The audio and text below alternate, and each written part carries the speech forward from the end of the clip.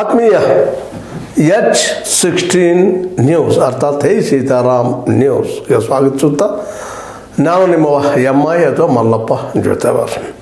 ಪ್ರಜ್ವಲ್ ಹೆಸರಿಗೆ ಸಾಕು, ಎಲ್ಲರೂ ಏನಪ್ಪ ಈ ಅತ್ಯಾಚಾರಿ ಅಂಥೇಳಿ ಗೊಣಗ್ತಾರೆ.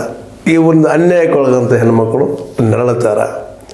ಈಗಾಗಲೇ ಮಾಧ್ಯಮದ ಮೂಲಕ ಅನೇಕ ಫೋಟೋಸ್ಗಳು ಹೋಗಿದ್ದರಿಂದಾಗಿ ಮಾಡಿದ್ದರಿಂದಾಗಿ ಸಾಕಷ್ಟು ಹೆಣ್ಮಕ್ಕಳು ಹಾಸನ ಬಿಟ್ಟು ಬೇರೆ ಬೇರೆ ಕಡೆ ಹೋಗಿದ್ದಾರೆ ಅನ್ನೋದು ಸಹ ನಾವು ಮಾಡಿದ್ದೀವಿ ಇಲ್ಲಿವರೆಗೆ. ಈ ವ್ಯಕ್ತಿಗೆ ಎಲ್ಲಿಗೆ ಬಂತು ಪ್ರಕರಣ, ಇವರ ಶಿಕ್ಷೆ ಯಾವಾಗ ಅನ್ನೋದು ಭಾಳಷ್ಟು ಹೆಣ್ಣುಮಕ್ಕಳ ಮನದ ಮಾತು.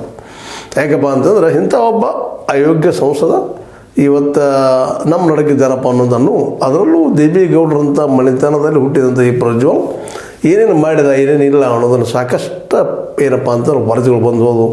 ಅವ್ರನ್ನ ಹಿಡ್ಕೊಂಡು ತರೋದು ಒಂದು ಸಾಹಸ ಆಯಿತು, ಬಂದ ಏನೂ ಆಯಿತು.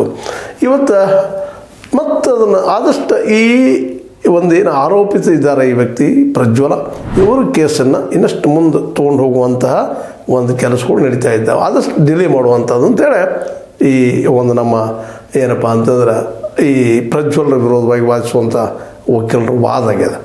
ಯಾಕಂದರೆ ಹೌದು ಸರಿ ಅದ, ಇವತ್ತು ಅದು ಅದ್ರ ಮೇಲೆ ದೋಷಾರೋಪಣೆ ಮಾಡಿದ್ರೆ ಮೇಲೆ ಚರ್ಚೆ ಆಗಬೇಕು, ಹೌದು ತಪ್ಪು ಅದನ್ನೋ ಇಲ್ಲೋ ಅದು ಕನ್ಫರ್ಮ್ ಆಗಬೇಕು. ತಪ್ಪಾಗಿದ್ದರೆ ಶಿಕ್ಷೆ, ನಿರಪರಾಧಿ ಶಿಕ್ಷೆ ಕೊಡಿಸೋದು ತಪ್ಪ ಅಂತೇಳಿ ಇಡೀ ಕಾನೂನು ಬೇಸಿಕ್ ಥಿಂಗ್ ಅದು.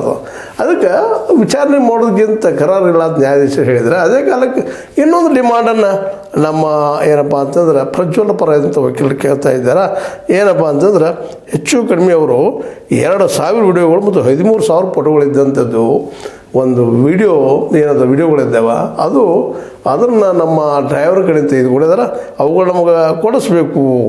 ನನ್ನ ಕಾರು ಚಾಲಕನ ಸ್ಯಾಮ್ಸಂಗ್ ಫೋನ್ನಿಂದ ಪಡೆದುಕೊಂಡಿರುವ ಫೋಟೋಗಳು ಮತ್ತು ಎಲ್ಲ ವಿಡಿಯೋಗಳು ನನಗೆ ಒದಗಿಸುವಂತೆ ಪ್ರಾಸಿಕ್ಯೂಷನ್ಗೆ ನಿರ್ದೇಶಿಸಬೇಕಂತೇಳಿ ಅವರು ಕೇಳ್ತಾ ಇದ್ದಾರೆ. ಕೊಡಬೇಕು ಅವ್ರಿಗೆ. ಯಾಕೆ ಬೇಕಾಯ್ತವ ನಿಮ್ಗೆ ಅನ್ನೋದು ಇಲ್ಲಿ ಮೂಲಭೂತ ಪ್ರಶ್ನೆ.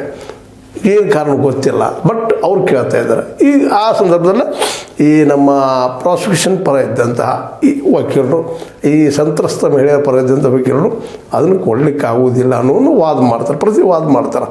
ಇದರಿಂದ ಆ ಪಾಪ ಅಷ್ಟು